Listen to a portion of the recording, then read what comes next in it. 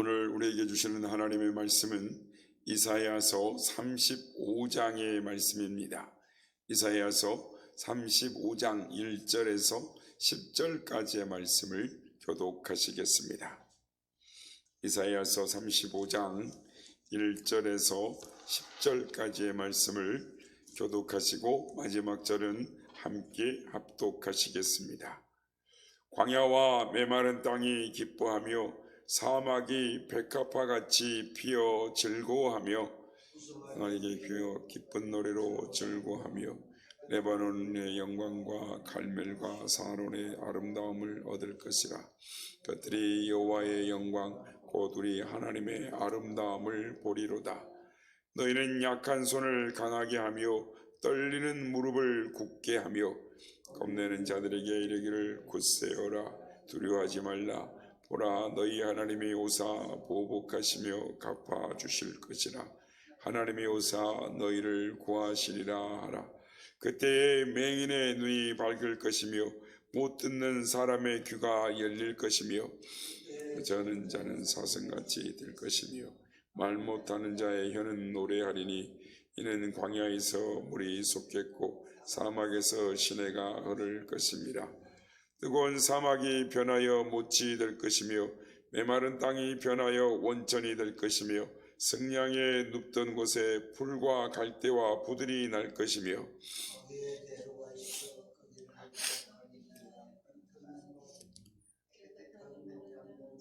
이제 못하겠고 오직 구속함을 입은 자들을 위하여 있게 될 것이라. 미안행이는 그 길로 다니지 못할 것이며 거기에는 사자가 없고 사나운 짐승이 그리로 올라가지 아니하므로 그것을 만나지 못하겠고 오직 구속함을 받은 자만 그리로 행할 것이며 여호와의 속량함을 받은 자들이 돌아오되 노래하며 시온에 이르러 그들의 머리 위에 영영한 일락을 띠고 기쁨과 즐거움을 얻으리니 슬픔과 탄식이 사라지리로다. 아멘. 할렐루야. 오늘도 우리와 함께 하신 주님을 찬양합니다. 그리고 새벽을 깨워 기도의 향기로 나오신 모든 성도님들께 하나님의 은혜와 평강이 함께 하시기를 기원드립니다. 살아가다 보면은 종종 이 사막과 같은 것을 걸을 때가 있습니다. 어떻게 해야 할지를 모릅니다. 또 어디로 가야 할지를 모릅니다. 무엇을 해야 할지를 모릅니다. 사막 한가운데 가운데 있는 것 같은 막막함이 있습니다. 사막은 정말 살기 힘든 곳입니다. 오늘 이야기는 이 사막 이야기입니다. 1절 말씀 보면 광야와 메마른 땅이 기뻐하며 사막이 백합화 같이 피워 즐거워한다 라고 말씀합니다. 그리고 7절에 보면 뜨거운 사막이 변하여 못지 될 것이며 메마른 땅이 변하여 샘물이 넘쳐나는 곳이 된다라고 말씀합니다. 하나님께서 사막에 물을 주시겠다고 합니다.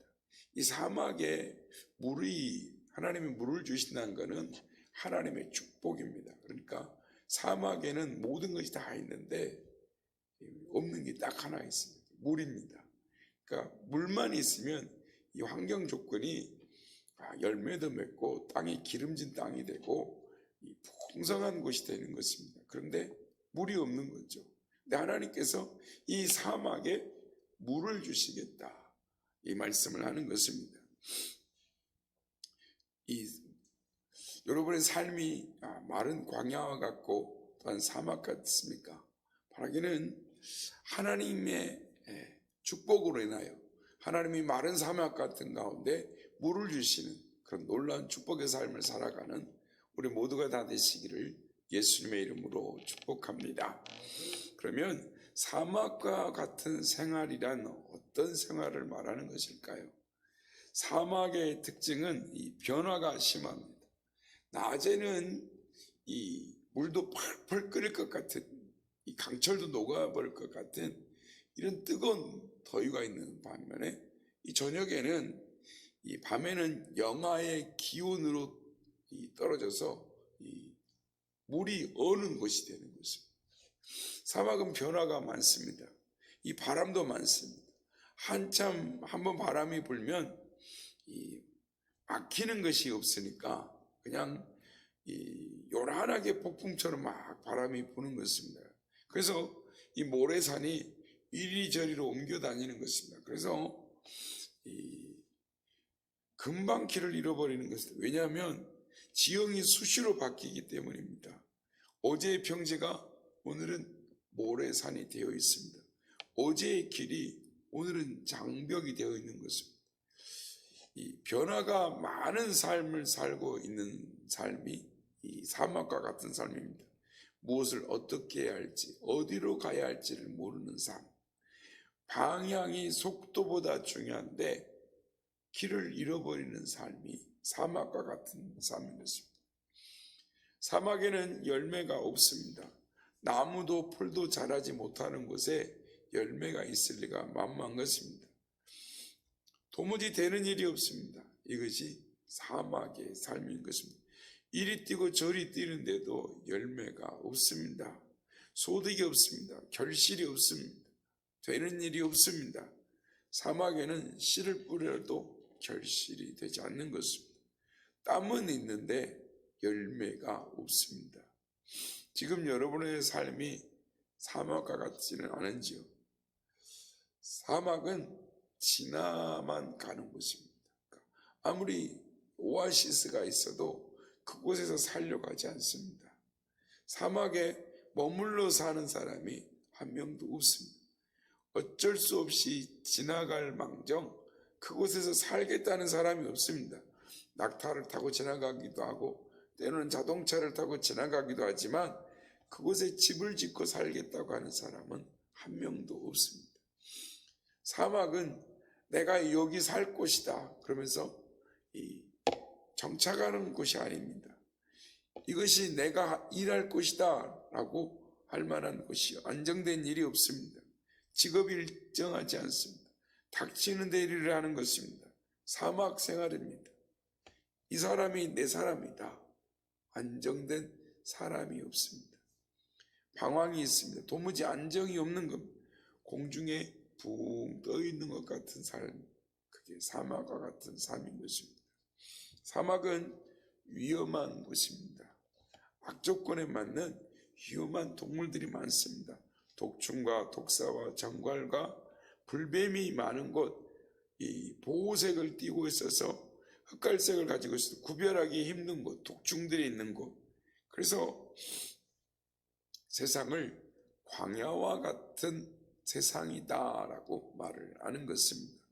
우리는 온갖 위험 가운데 둘러싸여서 사실은 살아가고 있습니다.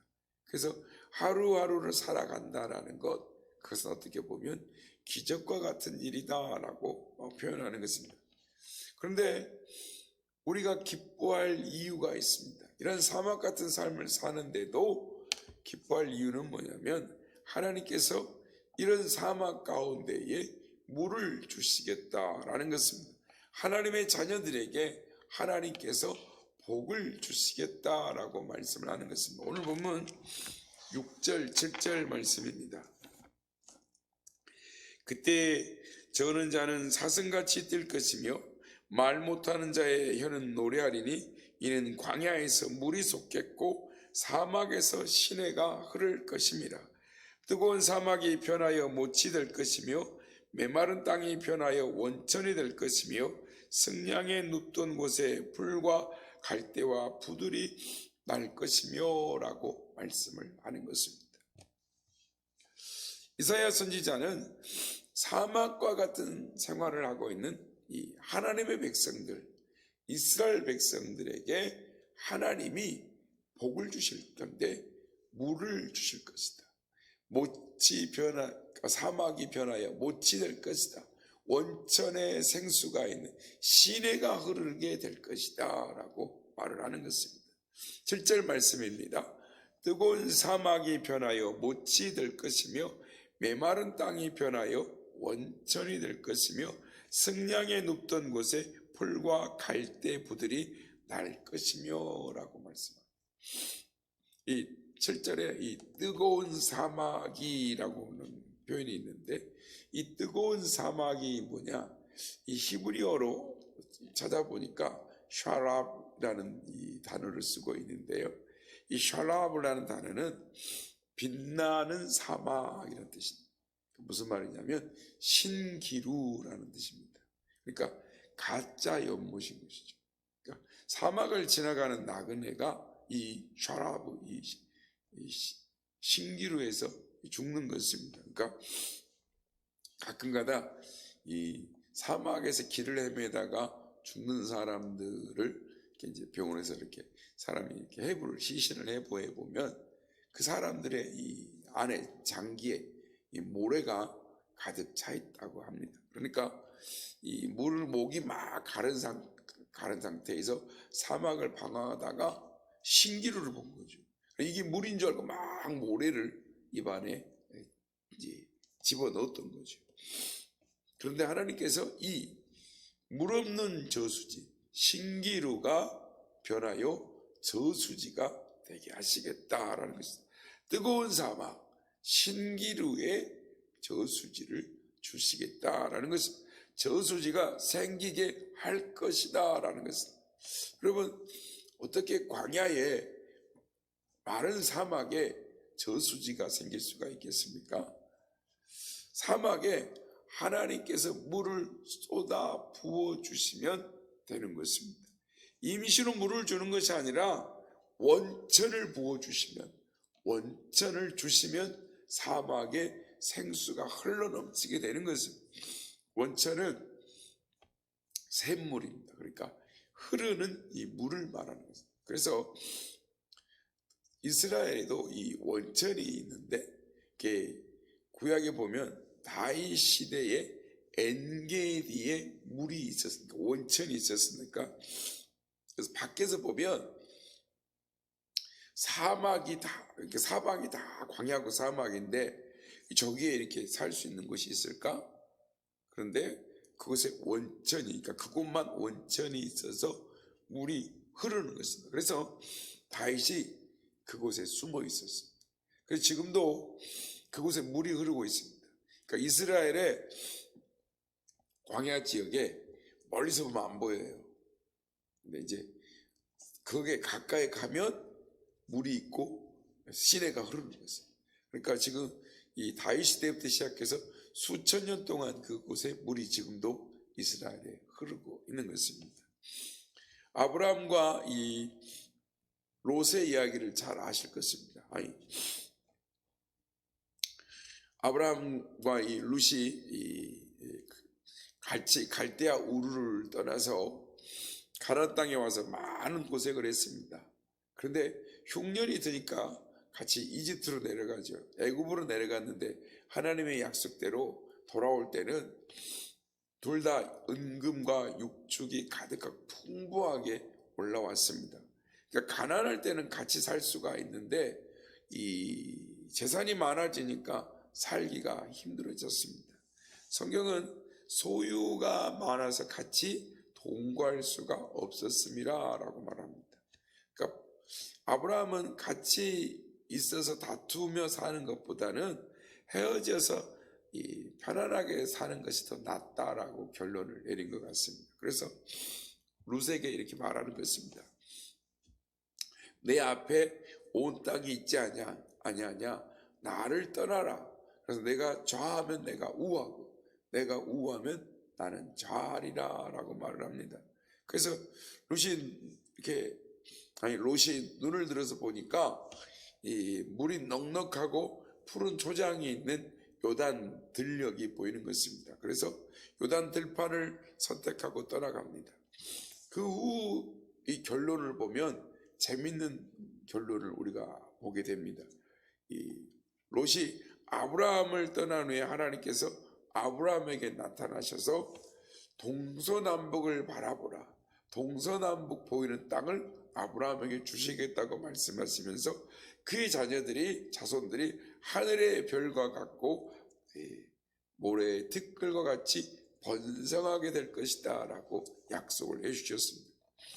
롯은 재산의 이 상실뿐만 아니라 아내의 죽음, 또 딸들과의 불륜 관계로 집안이 풍지박산이 되고 맙니다. 그러나 아브라함이 이사한 소호할 땅, 그러니까 이 아브라함이 소호할 땅을 선택할 때는 나쁜 땅이었습니다. 그래서 나중에 축복의 땅이 된 것입니다. 하나님께서 그를 축복해 주셨기 때문인 것입니다. 사랑하는 성도 여러분, 사막에 하나님이 물을 부어주시면 저주의 땅이 축복의 땅으로 변하게 되는 것입니다. 바라기는 여러분의 삶이 하나님의 원천의 생수가 넘치는 축복의 삶을 살아가시는 우리 모두가 다 되시기를 예수님의 이름으로 축복합니다.